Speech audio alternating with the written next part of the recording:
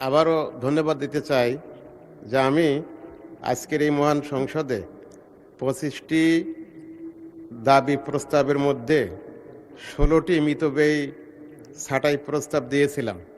তো কথা বলার সুযোগ পাইলাম একটাতে, এজন্য আপনি সুযোগ করে দিয়েছেন, এজন্য আরেকবার আপনাকে ধন্যবাদ জানাই মাননীয় স্পিকার। মাননীয় স্পিকার, আসলে আমরা খরচ করি, পরে আমরা এটার খরচ করার পরে আমরা এইটাকে অনুমোদন নেই। মাননীয় স্পিকার, এখানে আমি একটি কথা বলতে চাই যে cut your coat according to your cloth, ইংরেজিতে একটি প্রভাব আছে, অত্যন্ত গুরুত্বপূর্ণ একটি, যে আসলে এটা উল্টো হয়ে গেছে, মানে আয় বুঝে ব্যয়, কিন্তু আমরা ব্যয় বুঝে আমরা আয় করার চেষ্টা করছি।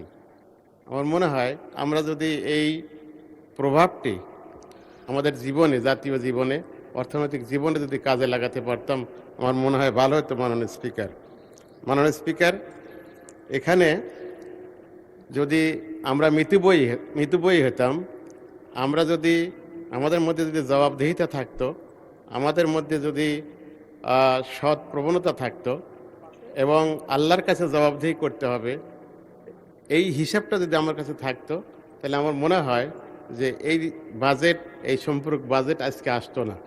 মাননীয় স্পিকার, বিশ্বকবি রবীন্দ্রনাথ ঠাকুরের কথা একটু মনে পড়ে গেল। মাননীয় স্পিকার, জুতা আবিষ্কার কবিতা তিনি রচনা করেছিলেন প্রায় 100 বছর আগে। এই জুতা আবিষ্কার কবিতার সামারি হলে এটাই যে রাজা বলেছিলেন যে আসলে রাজ্যে যেন কোনো ধুলি না থাকে, আমার পায়ে যেন ধুলি না লাগে।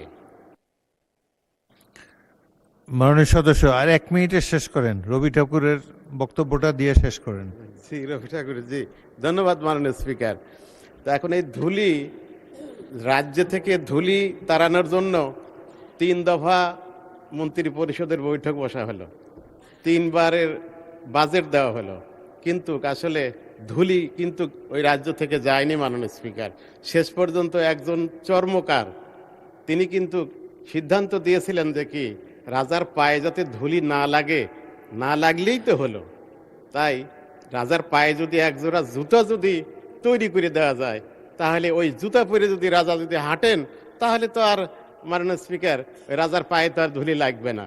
এই যে 100 টাকা খরচ করে একটা জুতা কিনে দিলেই তো ধুলি সব শেষ হয়ে যায়, কিন্তু সেখানে crore crore billion million trillion dollar খরচ হচ্ছে, তারপরেও কিন্তু আমাদের দেশের সমাধান হচ্ছে না। মাননীয় স্পিকার, আমি মনে করি যে আসলে রবি ঠাকুর